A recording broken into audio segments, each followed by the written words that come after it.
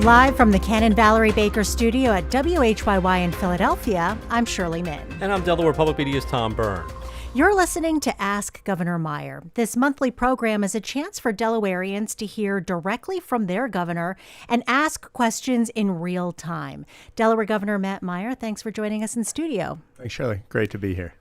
So, Governor, we're going to get through a lot in the next hour, and we would love to include our audience in those conversations, include their questions and comments in the mix by calling 888-477-9499 or emailing askgovmeyer@whyy.org. Or if you're watching on YouTube or Facebook, drop your comment in the chat. And Governor, we're going to start with the long-awaited Port of Wilmington expansion. Federal permitting issues that were holding that project up have been resolved, which means work on the new container port is expected to begin this summer. But the delay has resulted in the price tag going up, leaving about a $185 million gap. We'll just start with how or where is that money going to come from? How are you going to fill that gap? Look, first of all, this is a really important project to the state, to the region, I would argue to our nation. Right now, what I hear when I travel across our state and, in fact, across the country is people are getting squeezed. There's a lot of fear out there of new technologies taking away jobs. Job prospects now for college and high school graduates are harder than they've been, more challenging than they've been in a long time. I bet you just about every listener here knows someone who's mid-career, who's graduating school, who's facing really, really challenging job application process, 50, 100 applications going unanswered. This is an opportunity. This port is an opportunity to take a port that's been a leading port for generations, a critical provider of over 1,000 blue-collar quality union jobs, and dramatically expand it first through several years of construction, good union construction jobs, and followed up with good union ILA, longshoremen, and other union trades working at our port, being involved on the front lines of global commerce for years to come. As you stated, because of delays in the project that happened before I came in as governor, this container port, they've been talking about it for over 15 years. And the price estimate that they got, I think in 2017, 2018, has now increased by over $100 million.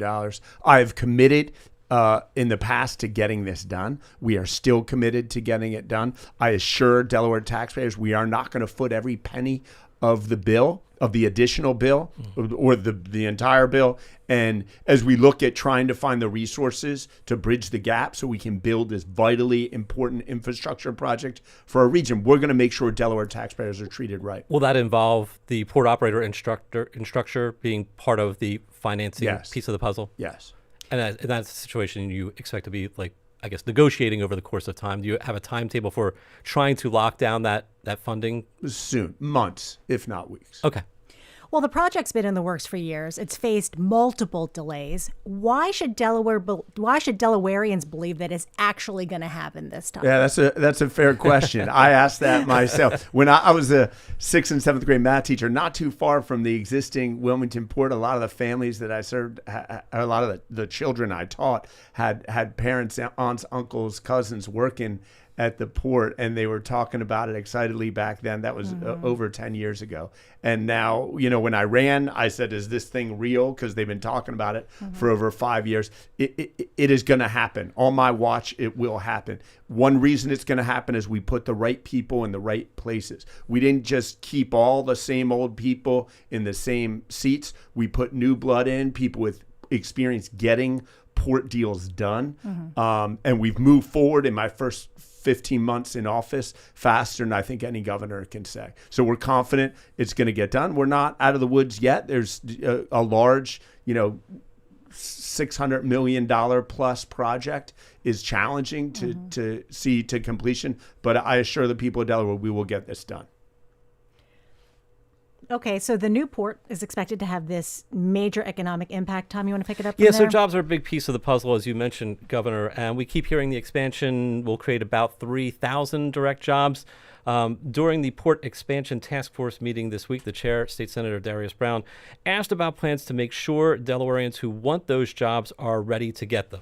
I just want us to be proactive in a way of, with the current work that's at the port, with the expectation with the expansion of the port to Edgemore, I'd rather have these things already built in place instead of trying to build them as we're going into operation. So as your administration started thinking about this piece of the puzzle, The training piece. yeah, and largely making sure that there's a ready-made workforce here. So yeah, it's interesting. And Senator Brown makes a fair and very good point. There's a workforce challenge with regard to the construction. We don't want people coming from all over the country to come and build our port. We want Delawareans as much as possible to build our port, but that's only possible if we've appropriately trained people in the trades. We have a pathways program that it's just celebrating, I think, 12 years in existence. Our high school pathways, you know that Delaware has the #1 high school pathways program in the country. 75% of public school, high school students in Delaware are in a pathway. I think it's over 30,000 students that go through our pathways program. The second place is in the 40-something% of any state in the country. We need to make sure that at the high school level, we're giving young people opportunities to get into trades, whether the port or elsewhere. You go take on welding or carpentry. I don't know if anyone listening has tried to renovate a kitchen or anything in their house recently. There's a huge shortage of people who are willing to get their hands dirty and do hard work. There's going to be tremendous opportunity, and we got to make sure both in high schools and in skills centers that we have the facilities and we're doing everything we can to attract the people to train for these job opportunities that we know are coming. Well, are there any guarantees that Delaware residents will benefit from these jobs, specifically these construction jobs?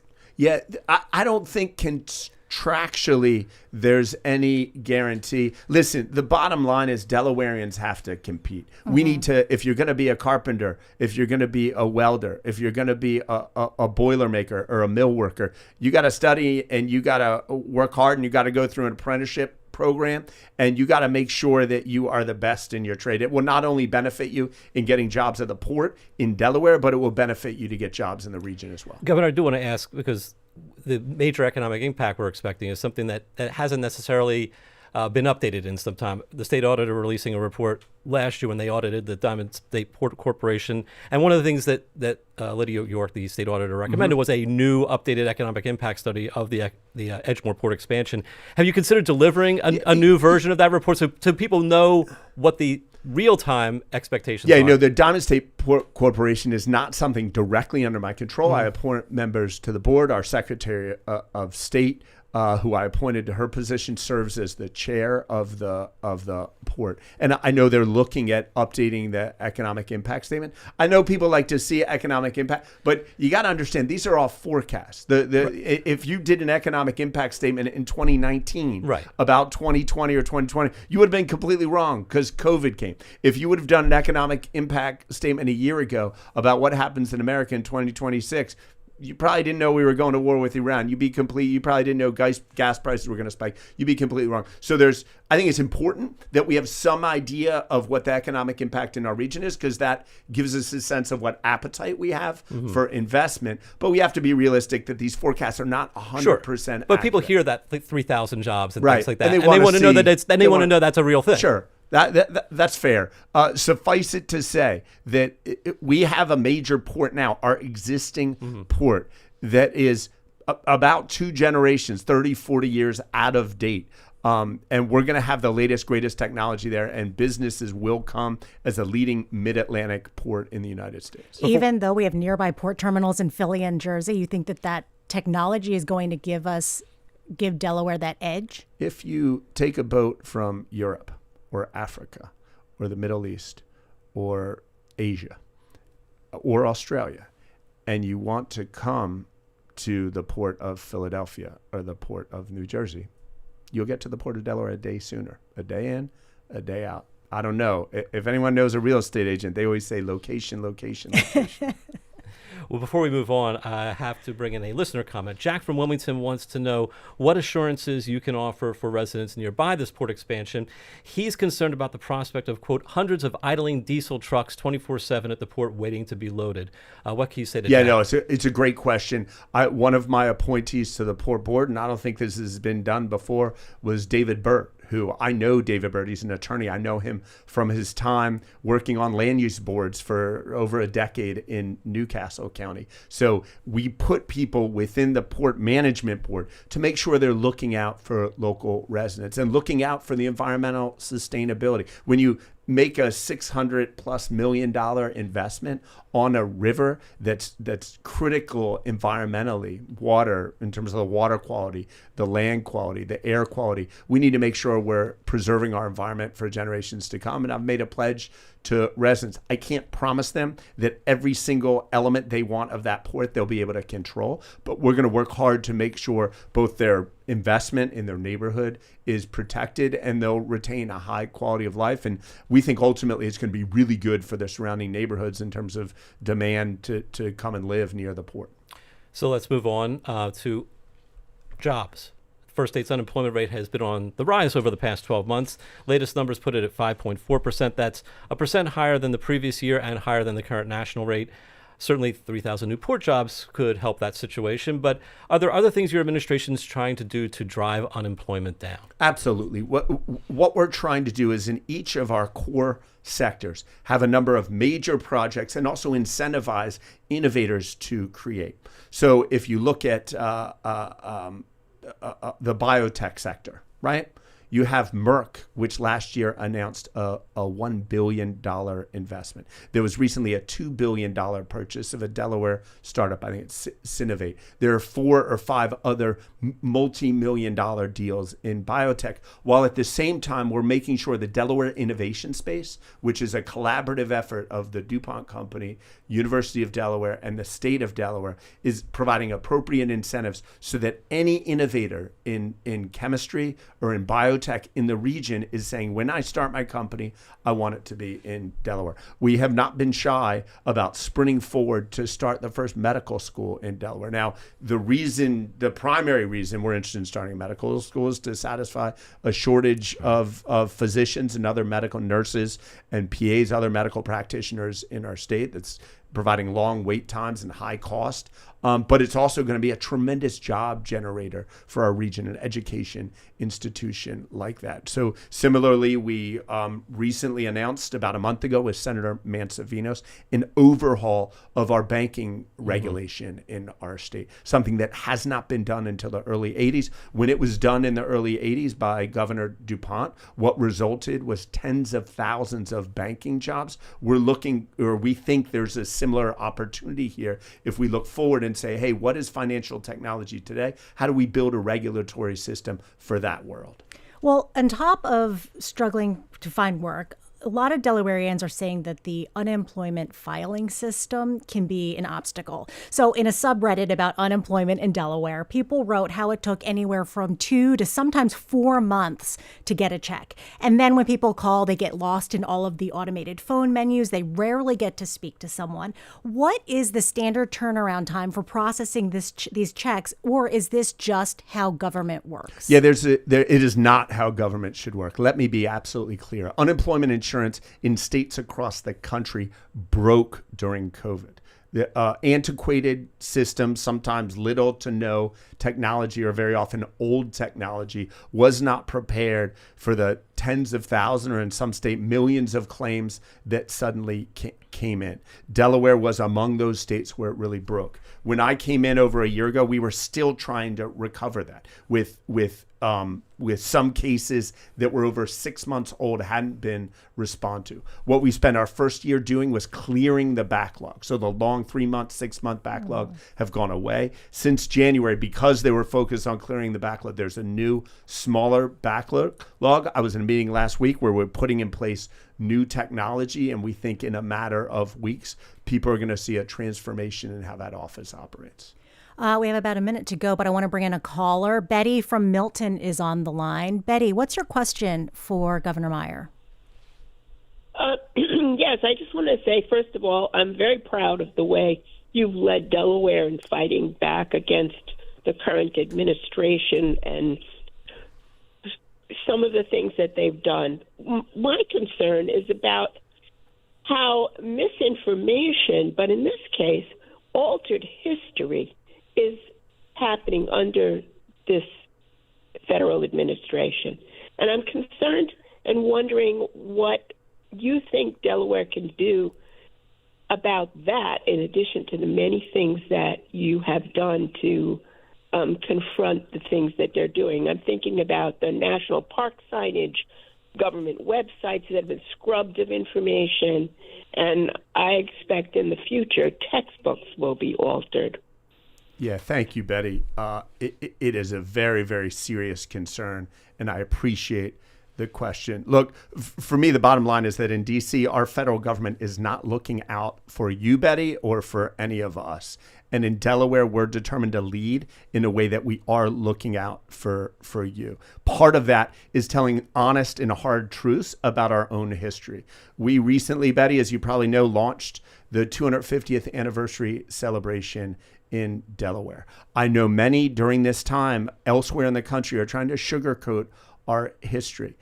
Many of the individuals who were involved in starting our country held enslaved people, and they did until they died, and some of them for subsequent generations as well. If we truly want to be excellent as a country, if we ever want to create this perfect union, I think we need to be very honest about our history. We're doing so in Delaware. We're doing so through our schools. We're doing so through our libraries, and we will not compromise on that point. All right. Thank you so much. And thank you, Betty, for calling. We're going to stop there for a moment, but we'll be right back with more from Delaware Governor Matt Meyer. We're going to dive into concerns about businesses leaving Delaware, the rollout of legalized marijuana in Delaware, and what to do about so-called, quote, gas station drug causing concern amongst lawmakers. We'll be back after the break.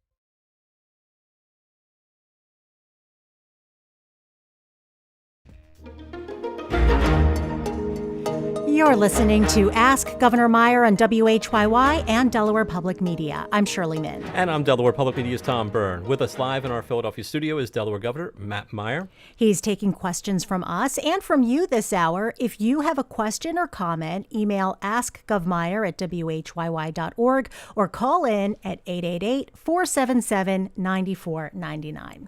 We're going to start this hour with an issue that many have dubbed Dexit.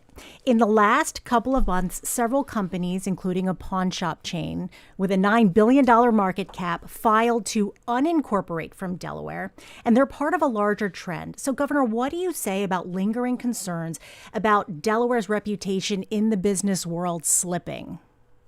I look at the data, and our data is great. The fact is that the Delaware corporate franchise, in terms of numbers of businesses, in terms of revenue coming into the state to help us pay for our schools, for our transportation, for our health systems, is stronger than it has ever been. Today, there are over 2.2 million entities from across the globe that are incorporated in Delaware. Now, when you have 2.2 million entities, there are going to be some that leave because people get court decisions that they aren't happy with, and some people that own court decisions have a lot of power in the media. They're able to highlight, oh my God, this big company left. It's a little bit like me saying, oh, you chose to go to Acme instead of ShopRite. And I put it all over the news that if Shirley Min is not going to ShopRite anymore, ShopRite must be collapsing as a company. When in fact, when you look at the data, we're doing stronger and better than ever. It's going to come out that we have a DFAC meeting coming out where we will our numbers I don't think have been quite finalized. Once they're finalized, we will announce them to the public and people will see. So does it concern me when any company leaves? Of course. We know that this is the premier place for any company in the world to incorporate. I'm not just saying that. Corporations are showing it. 2/3 of Fortune 500 companies are incorporated in our state. In December, we made an announcement about our corporate franchise numbers, that they were way up as of mid-December. That trend is continuing. So we hope whoever left comes back, but if not, we're doing great in Delaware. Connected to this a little bit, Governor, in your proposed budget, you are seeking additional revenue by increasing some business formation fees, annual taxes, mainly affecting LLCs, LLPs, alternative entities. House lawmakers last week passed a bill to do that, sending it on to the state Senate. But some GOP lawmakers during that debate argued that this is not the time to be raising those fees and taxes, worrying that these lingering Dexit concerns. Here's Republican State Representative Jeff Spiegelman. We've seen the Dexit continue at the corporate franchise. This is a totally different thing. But if we think that Nevada and our other competitors are not going to link these two, fairly or unfairly, well, they are. They're going to do that. They don't need to grab all of our corporate franchise business. They don't need to grab all of our LLC business. They just need to grab a big chunk of it. And a big chunk of it would be really, really bad for Delaware. How do you respond to Representative Spiegelman? Look, it's the job of Republican leaders in the House, like Representative Spiegelman, to poke a hole in anything that I or Democratic leadership comes up with. The reality is the last time our LLC fees were raised, they were raised to $300. $300 in current terms, if you take into account inflation, is $417. So in fact, what Jeff Spiegelman, and I'm sure he knows the math to say this, should be saying is, this is amazing. We're giving Delaware LLCs a discount that they probably don't give in those other states he referenced. There also, when people conflate this with the corporate franchise, it's really not related. But you don't see like a concern. The concern that he's clearly getting at is there's some kind of narrative developing that's lingering, that this kind of is like drip, drip, drip, drip, drip. That's not a concern for you? When they raised the last, I think it was 12, 13 years ago, they raised the LLC fee from $200 to $300. How many LLCs left Delaware as a result of that increase? We don't have specific numbers on it, but the numbers the following year went way up. If there was any decrease, it was negligible. Why is that? I think most LLCs doing business, if you can't handle a $100 increase every 10, 15, 20 years, you probably have a bigger problem than simply where you're incorporated in. I want to bring in a comment. It's an email from Nick, and he writes, I want Governor Meyer to explain his relationship with labor unions. The business managers are nominally Democratic, but the rank and file trades membership is overwhelmingly white, male, and MAGA. Why does he continue to push trade union priorities when the rank and file does not share progressive values of the people who got him That's elected? a great question, Nick. I really appreciate that. I think it's important we push Delaware priorities. I've been very open that we need to get work to any state work to the highest quality provider of that work at the lowest cost. Now, it's also really important that whoever we hire with state dollar treats their workers right. I think they're generally throughout history, and I am maybe the first governor, certainly the first governor in a long time who served in a union. I was in a teachers union. A union provides protection. There is a national effort to break sort of worker rights. And some people point to it, I think justifiably, when they look at our disappearing middle class, that workers are not being treated right. So I appreciate Nick's comment. I'm not blindly supportive of whatever any trade union brings me. When I say union jobs, it's really important that people get paid right. They get health care, quality health care and benefits for their work, and get compensated properly when they go to work. Okay, we're going to turn now to an update on Delaware's legal marijuana landscape. Oh, this will be fun. Are you satisfied with how recreational sales have rolled out since beginning last August? It's been really challenging.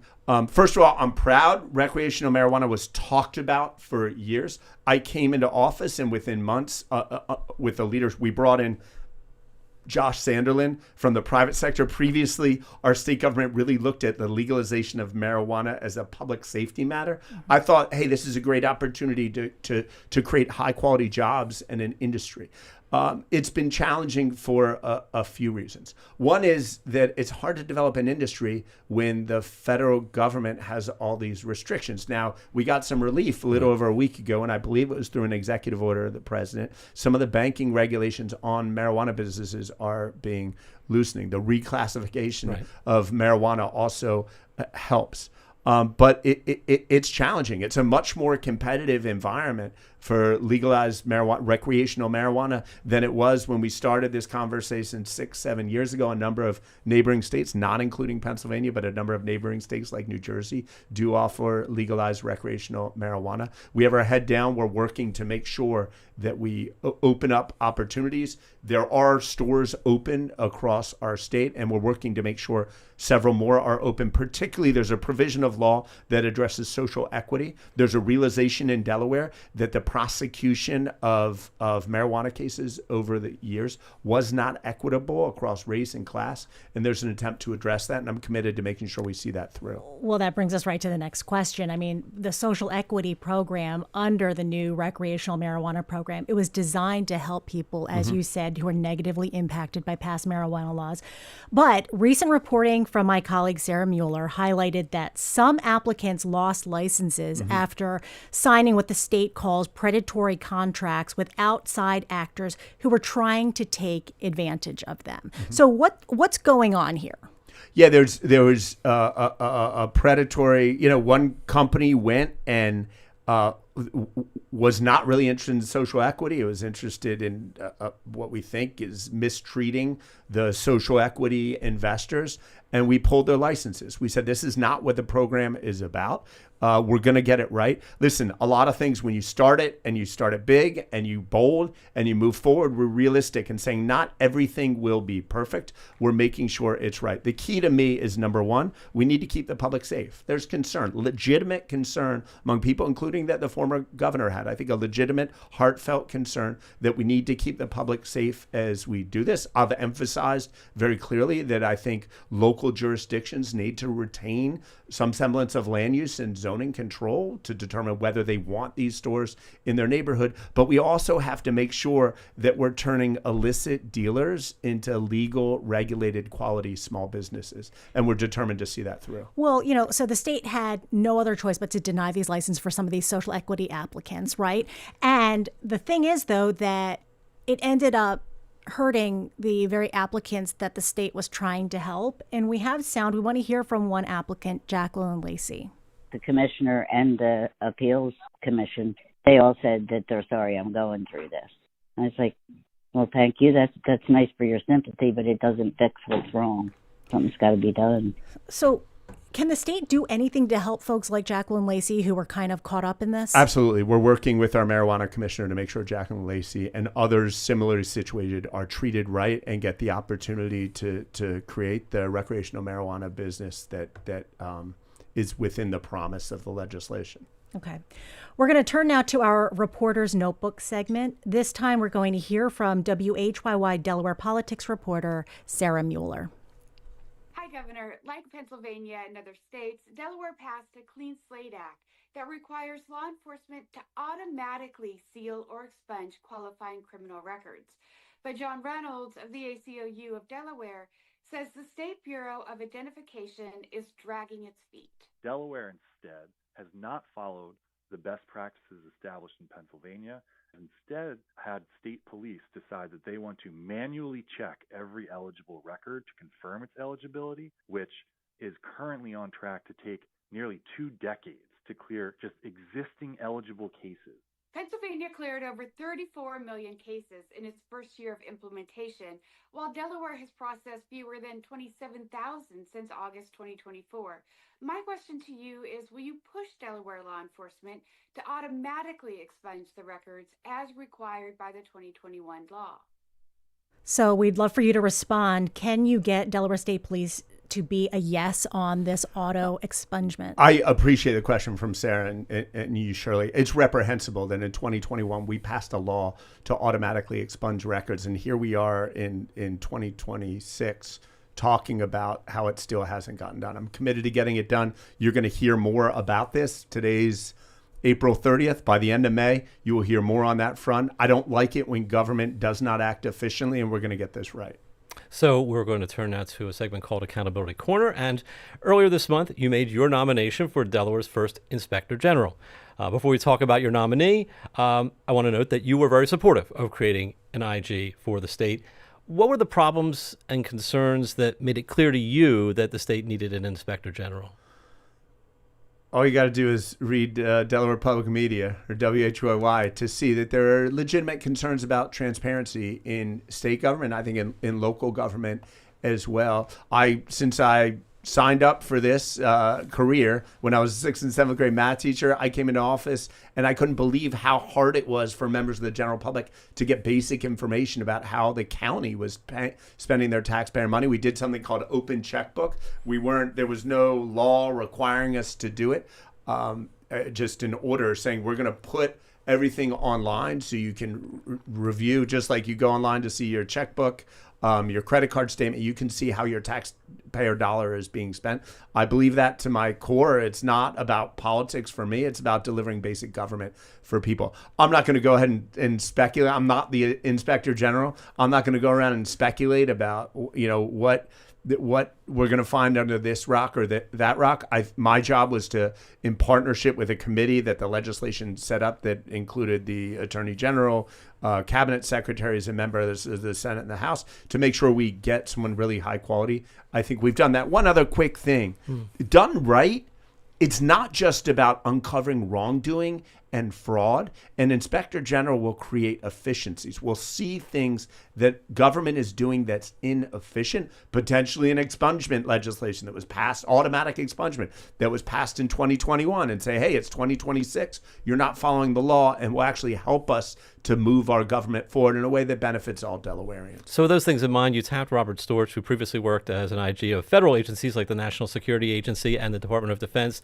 Are these the type of things that you were important to you when you were vetting him and picking him? Were these the type of things that you were using as criteria to find this person to fill that role? Yeah, I wanted someone who was experienced, who was unbiased, who wouldn't be afraid to take on a system, including, if need be, a governor, who was willing to look under every rock in the executive, legislative, judicial branch to find wrongdoing, to find fraud and waste, abuse, obviously, but also boldly will look to find inefficiency. Now, this is something I'm hesitant to say we got the perfect guy. I was with President George W. Bush a few months ago, and he said one key to life is low expectations. So I don't want to ruin it for Rob Storch, but this guy, he's teaching how to eradicate fraud and abuse from government at Columbia Law School. This guy, we got someone who's a national leader on this, who's been a practitioner for decades. So I'm excited. I think it's going to create opportunities for And for what you said earlier, it sounds like you're prepared for him to walk into your office and ask questions. I want to do right. We're an open book. We want to do right by people. We live in a situation right now where, certainly at the federal level, I feel like as a U.S. citizen, so much is being hidden from us. It's hard to know what's really going on. I think I owe it to Delawareans. It's a critical part of my service to Delawareans that, hey, I'm here for you, and if there's a way we can do it better, come take a look and let's work together on that. Okay, we got about a minute, Governor, but I want to bring in a listener question. John from Fenwick Island wants to know, what's the difference between the state auditor's job duties and that of the Inspector General's? That's a great question. The Inspector General is not an auditor. An auditor, after the fact, reviews books and records. It's an audit to go through accounts. The state auditor, who's elected, and I believe Lydia York is an auditor by training. They actually traditionally, and they hire an outside auditor to come in and look at accounts and make sure they were spent consistent with the law. I think the Inspector General is going to look more broadly at wrongdoing and potential efficiencies. Okay.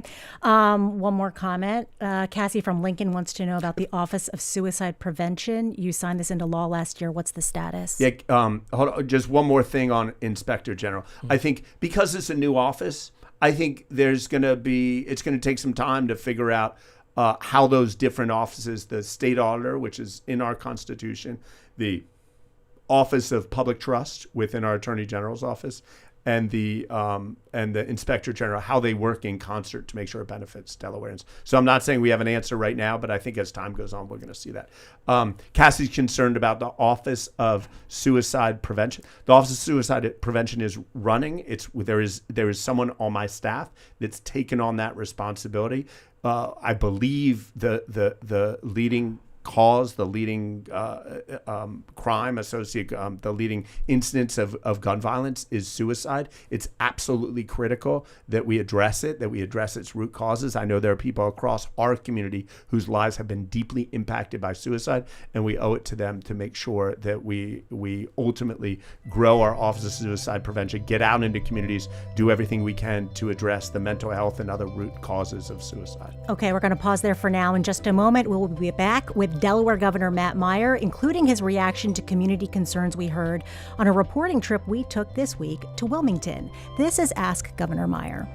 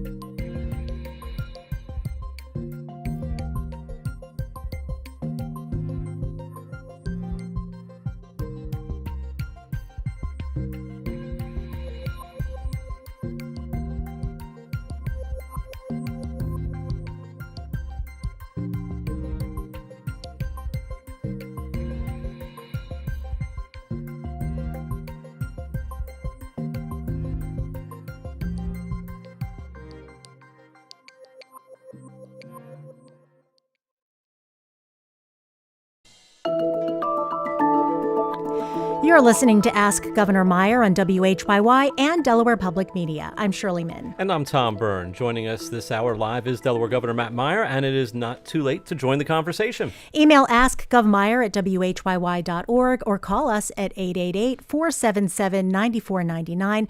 And if you're watching our live stream on YouTube or Facebook, leave your comments in the chat. So we're going to start, Governor, by debuting a new segment that we are calling Community Focus. Each month, one of our reporters will visit a different town or city in Delaware to get a sense of what people there want government to prioritize. So WHYY's Johnny Perez Gonzalez kicks us off. Hey, Governor Matt Meyer. I'm Johnny Perez Gonzalez, one of WHYY's Delaware reporters. For this month's community focus, I took the streets of Wilmington, asking residents and visitors a simple question. What's the most critical issue facing you right now? Commuting from Bear to Wilmington University multiple times a week, 18-year-old college student Carl Subchinsky says an issue hitting close to home is infrastructure. The potholes are really bad. It's like I got to swerve all around the road trying to dodge them, and it costs me money too because I have to replace the rims, my tires cracked, new tires, all that. So yeah, I think that's a pretty big issue that our governor could probably handle and fix.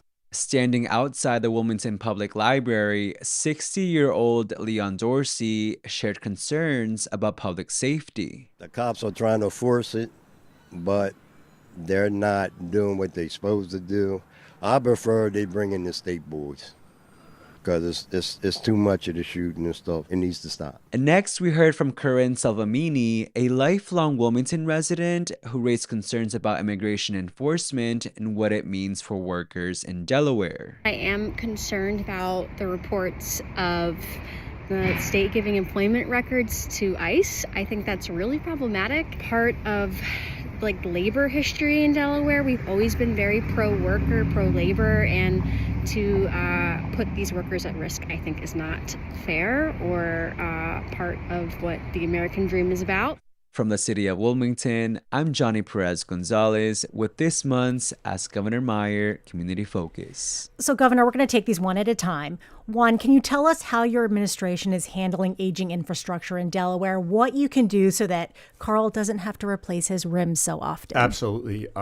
We are determined to make investments in infrastructure. It's a little bit harder because the Trump administration came in and immediately discontinued all Biden era funding. I didn't do that with my predecessor, Carney. I think he had a lot of great programs, and I made sure we continued them to invest in infrastructure. I think almost any major potholes that someone like Carl is facing, we're addressing. The question is the time in which we're also it might be in the queue to be fixed 5 or 6 years from now. So if you have an urgent road situation, if you're not getting responsiveness from DelDOT about it, please don't hesitate to contact me directly. And Carl, I'd be happy to hear from you if he happens to be listening at matthew.meyer@delaware.gov. Let me know. I'll make sure that things are appropriately prioritized, and we'll do anything we can to get additional resources to make sure infrastructure Maybe is bump fixed. his pothole up to the top of the list. All right. Well, what do you say to Leon about what your administration is doing to improve public safety? Listen, it was a nice little shout out at the end when he said, we should bring state police in. State police is under my purview. They do an extraordinary job. The job of policing today, I believe, is harder than it's ever been. There are heroes out there doing everything they can. That doesn't mean that police officers are perfect, but it means that many police agencies across their state are working with communities. Again, if there's a specific issue that Leon has in his neighborhood, we would be happy to address it. The statistics show, and I know this doesn't mean anything to some people, but according to data, things are safer in terms of violent crime in Delaware than they've been in a generation. Okay, finally, we want to kind of keep these brief because we have a lot to get to still. What do you say to Corinne, who's worried about Delaware turning over the employment records of over a dozen local businesses to ICE? I'm with you, Corinne. That request came in the first weeks of February. I was the one person who stood up when we met internally, and I said, we cannot turn these records over. It's unprecedented for the federal government to go snooping in unemployment insurance records of any state. We won't tolerate it. A federal judge has ordered us to turn them over. That's a wrong decision. We've appealed it, and we'll continue to appeal to make sure that workers' rights, that small businesses' information is protected. Well, the judge in the case has said that the argument is political, not legal. You disagree? Well, the appellate court will decide that. Okay, we're going to move on. Something many of our listeners have written in about in recent months, concerns around election security and voting. You recently created an advisory task force to look for possible, quote, vulnerabilities and emerging risks in elections. Do you have some specific areas that worry you? There are a few things more important to the the fabric of America at 250 years, then one person, one vote. Anyone qualified to vote in America should have that right to vote. That's the first thing. The second thing is, throughout our country's history, it is state governments that have run electoral systems. That's vitally important. You want whoever's running the election system to be close to the people, to address the issues that the people are seeing in their community. Right now, there is an unprecedented attempt by our federal government to usurp, to take over state voting powers. What we've seen in Supreme Court decision, in a Supreme Court decision, Louisiana versus Calais, just this week. There's also an attempt from our federal government to tip the playing field. So the rules are changed to benefit certain groups over others. What we're trying to do in Delaware is protect Delawareans from this chaos, protect the core American values that I think run through the fabric of our state, and make sure that, hey, the elections this year are free, they're fair, that no one feels like they're in any danger to go and vote. And I just want to make sure we're prepared. It's not a Democratic effort or Republican effort. It's not even just a state effort. We've invited, in addition to our state elections commissioner, we've invited in the federal government to partner with us to make sure everybody has this equal right to vote. Part of the equation is obviously money. And at the Department of Elections budget hearing in January, the elections commissioner noted that the federal government usually sends Delaware about $1 million for election security. This year, only receiving $250,000. That's a pretty big shortfall. Briefly, was there any thought about backfilling that money somehow? We'll make sure that elections are safe for Delawareans, and we will fund our election commissioner's office appropriately to make sure that that's the case. Okay. Tom, I want to bring in a caller, Yeah. but I want you to get your question first. Sure. I want to bring in a listener submission on this same topic of elections. It's Jim from Milton, who wrote in about unaffiliated and independent voters. He argues that all Delawareans should be given a vote in primary elections, not just registered Democrats and Republicans. There is a bill with bipartisan support that cleared a House committee seeking to address this. If it landed on your desk, would you have any reservations about giving those over 200,000 unaffiliated voters a say in primaries? Yeah, I'm watching the legislative process. I to be frank, I have not. There are hundreds of bills. I have not read every single bill. I think it's strange for people to use the word disenfranchisement when, if you want to vote in a primary, you can just register as a voter of that party and vote in that primary. I think it's generally important that Democrats have a right to select who they want to be their candidate without people voting or choosing who are not Democrats. And I think it's important Republicans do as well. One quick story. I went to law school in Michigan. When I was in law school in Michigan in 2000, there was a primary for president. It was an open primary. Many Democrats were going to vote in the Republican primary for John McCain because they thought he would be a lesser candidate again when he ran rather than George Bush. And I believe McCain won that Michigan primary, ultimately did not win the nomination. George Bush did. But I think it's just a point to say we don't want people gaming the system. Okay. If you want to be a Democrat and choose your Democratic nominee, then you can easily change your registration Democrat. If you want to be a Republican. Any concern? Because a lot of people say in this state sometimes the primary is the general election. I think that's where some of this comes from. I don't believe that's true. I think in any election, and there have been Republicans as recently as Ken Simpler in I think 2018 or in 2018 who served in statewide office. There are plenty of examples in state legislature and districts where Democratic registrants far outnumber Republican registrants where they're represented by a Republican. So I don't believe it's determinative. I think that in many cases voters go in and they look based on the candidate. And if that's the case, then, if the Republicans are losing statewide elections, they can make a stronger party and make sure they have stronger candidates and recruit more people to their party, better ideas and recruit more people. I think a lot of it has to do with the fact the Republican Party right now on the national level is doing things that's downright un-American, and it's inflating costs for Delawareans, and they're trying to find some way to have a greater say than they should have when Republicans are inflicting those policies on Delawareans and on Americans. Tom, Governor, we still want to get to education funding, but we have a caller on the line, Tom from Sussex County. Tom, thank you so much for your patience. What's your question for the governor? Oh, well, hello, Mr. Governor. It's a pleasure to talk to you. I just had a question about the offshore wind project that was started by the previous administration, obviously, the previous state administration. And it was ongoing mainly offshore in Sussex County. And there was actually a vote that was brought up last year by Sussex County residents involving power lines running through the Indian River Bay.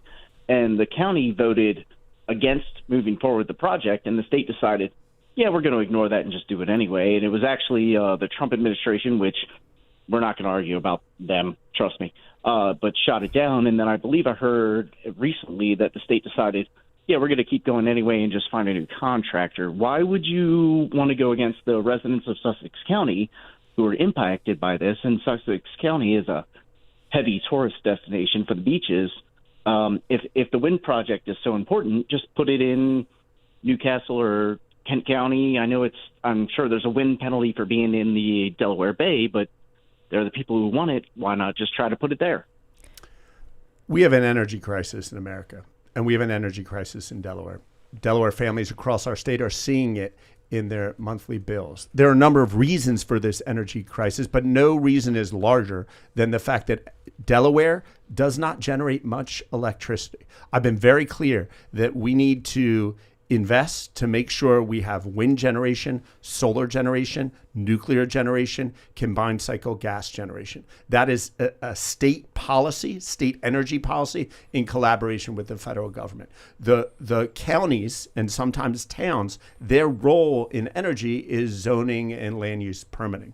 The zoning board in Sussex County voted unanimously, 5-0, Democrats and Republicans, for this wind project. The opposition in Sussex County Council was not based on their land use jurisdiction. It was based on opposition to wind. We cannot have an America that's successful if we have everybody on one side saying they only want wind and solar, and everybody on the other side saying they only want fossil fuel-based power. We need to go all in. We need to truly address what the president quite honestly calls an energy dominant strategy. I think an energy dominant strategy for Delaware must include a 1.7 gigawatt offshore wind project that quite frankly is more ready to go than any project of that size in our state. Governor, we have some limited time left, but I do want to get to education funding because this week the Public Education Funding Commission formally voted to recommend going ahead with a new hybrid model for state education funding. We've discussed this previously with you.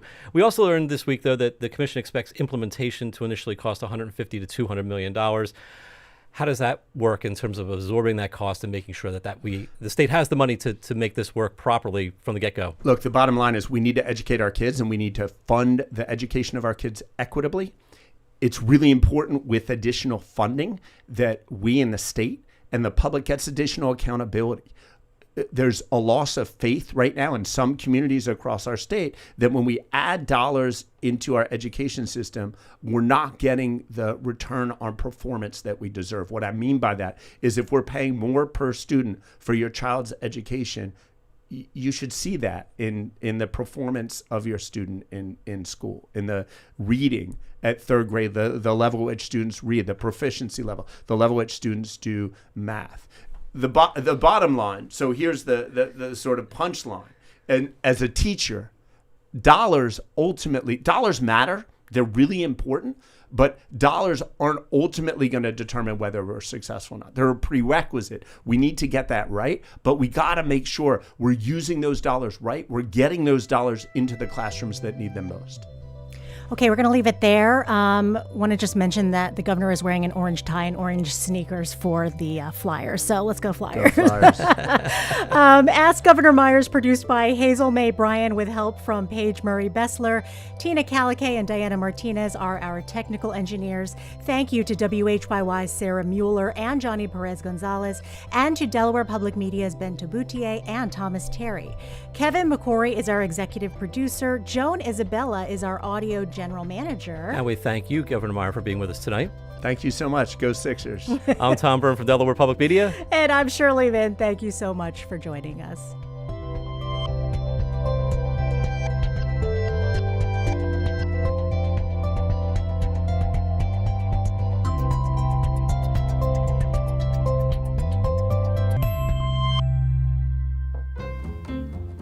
The next episode of Ask Governor Meyer happens live on May 28th, same place, same time. Join us from 8 to 9 p.m. WHYY FM on Delaware Public Media and streaming online on WHYY.org, on WHYY's YouTube channel and Facebook. Next up, have you changed your mind about something that really matters? That's the big question on The Middle with Jeremy Hobson.